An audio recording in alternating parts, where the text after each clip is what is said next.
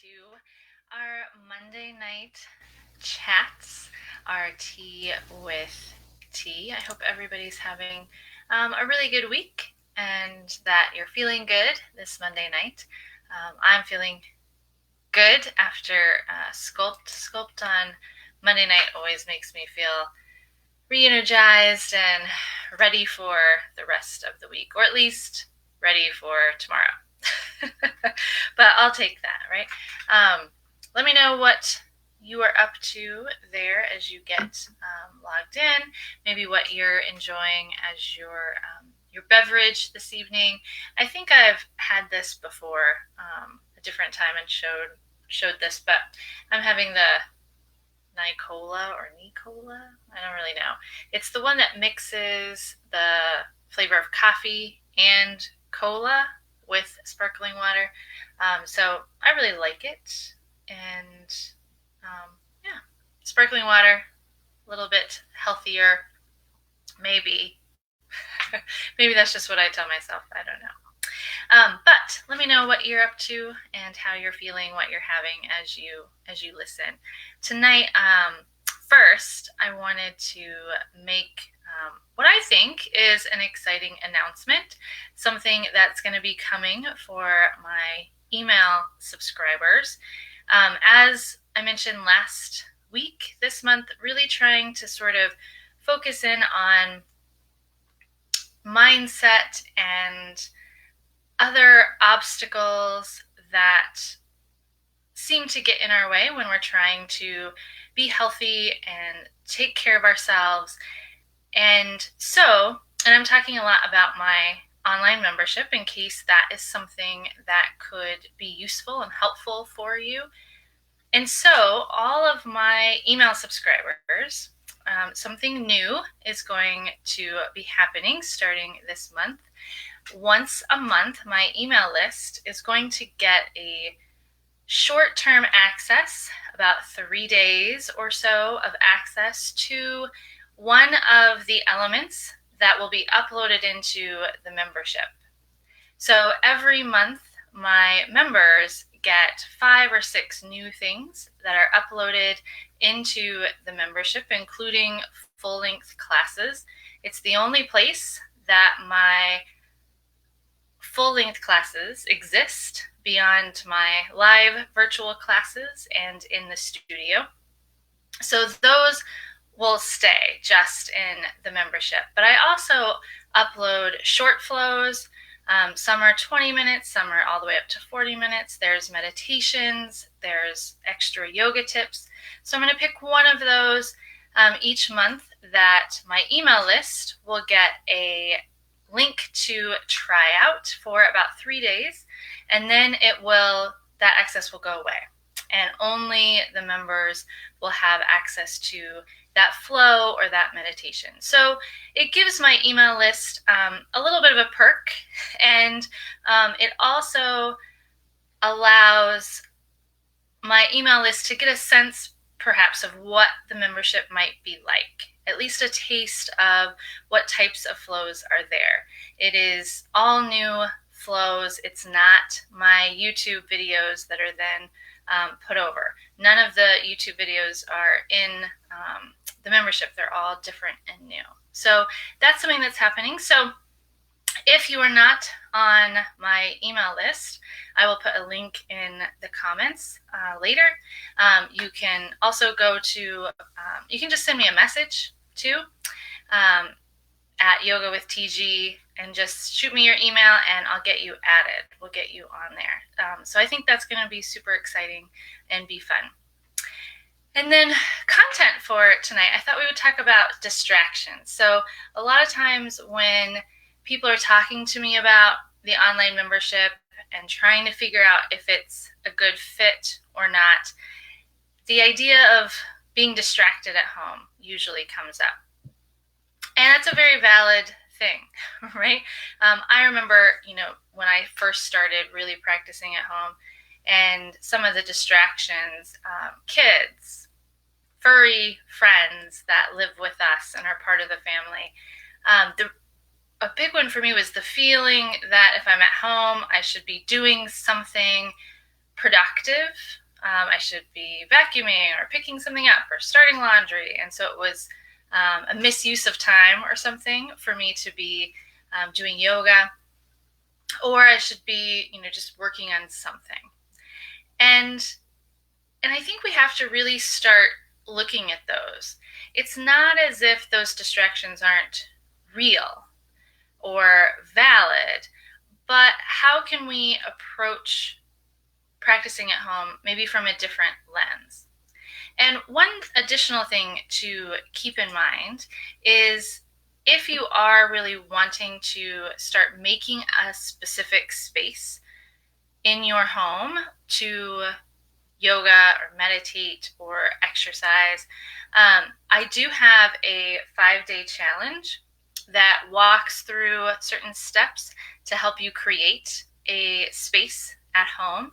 And that will also get you on my email list if you're wanting to do that. So that might give you 2 birds, 1 stone kind of idea. You can sign up for the challenge and get on my email list for those free access days, right, to something that will then be just for members only. So I put the link in the comments just now for that 5-day challenge, and we go into much more detail about these types of things. But which of those distractions might be unavoidable? Can we identify that I can put the dogs outside or in their crates or something else, right? Or I can shut the door. For the kids, can I give them a task, or can they be there? And maybe I just make that yoga practice a different type of yoga practice. It may not be the same type of Zen, perhaps, that I get in the studio, but is it fulfilling in maybe a different way? You could try that. Or do I practice outside when it's nice and the kids stay in? Or I work out with my partner, my spouse, that you need to watch them in this 1 hour while I go do this. Like, are there ways to mitigate those distractions? Are they avoidable in a sense? And the idea of I should be doing something else instead, I think just takes some practice. That I'm just going to keep doing this and I don't need to feel guilty. And then the more I realized that was okay, the more that distraction kind of went away and really was probably more of an excuse than a true distraction. And, which ones are not avoidable? They're completely unavoidable. The kids' idea, maybe the dogs, they're just going to have to be there. I have had people, as I've done online Zoom videos, I have lots of people that their dogs are right there with them. And is it different than in the studio? Sure. Sometimes the dog's taking up half the mat. Sometimes they come up and lick you in the face when you're lying down. So it's different, but yet it's really fulfilling in a different way, right? Like, it brings you something sort of different, but also equally great. And maybe trying different spaces, right? Or maybe you practice at different times. If you're practicing at home, you don't have, the travel time to a studio. You also don't have to worry about the schedule that a studio has. And so maybe there's some added flexibility there that you can try at different times. Maybe you can get up early. Some people talk a lot about, really getting up early, 5 a.m. and having, a block of time just for yourself. I think that sounds great. I'm terrible at it myself. Or, it's later in the evening when the kids go to bed and you're now practicing then, and it really, really works. Like, there's flexibility in there to figure out a way to mitigate or avoid those distractions. Maybe you get your spouse to do something with you, and then you don't feel guilty that it's more time away from them. All of those types of things. And I know at first, sometimes the distractions could be like during practice for me that would be like, I don't have that at the studio. Like the dogs bark and I can hear them, or someone's mowing outside, or I can hear my husband talking in the other room through the wall. And those types of things where you're like, I noticed that, and it pulls me out of, wherever I was. But again, I can reframe that now and say, no, it makes my practice stronger because I'm able to acknowledge that and then come back to my practice. And you may and I may still have a preference and love those studio classes the most because those distractions aren't there and it really is like dedicated time. But we can't be there right now, and we can't always be there as often as we want. And so a practice at home that we can foster and grow and maybe use an online membership for, that is an added element that can really serve a valid purpose as well. And so really just, giving you some ideas and some things to think about tonight that have to do with the role of distractions. And are they really distractions that we can't avoid and that are so strong that we just can't have a practice at home? Or are they things that we can work around, that we can overcome, or that we can embrace in a different sort of way, right? So that's what I really wanted to talk about tonight. And I'm going to put in here, I already put the link to the free challenge, and now I'm throwing in there the link to the membership.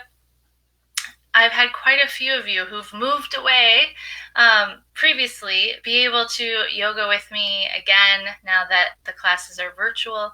And I know that some places where many of you have moved, classes are much more expensive. And so for some of you, the membership may be the cost of one drop-in class where you live now.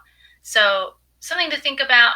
I would love to have you in the membership. We have a live class. Our once a month live class is coming up on Saturday of this week if you're watching live, or soon after I'm recording this. So keep me posted. Let me know what questions you have, what distractions you're really struggling with. Think about that 5-day challenge. You just get an email every day, and maybe it'll really make a difference where you can really add in another element of your yoga practice that maybe isn't quite there yet. So have a great night, and I will see you next week.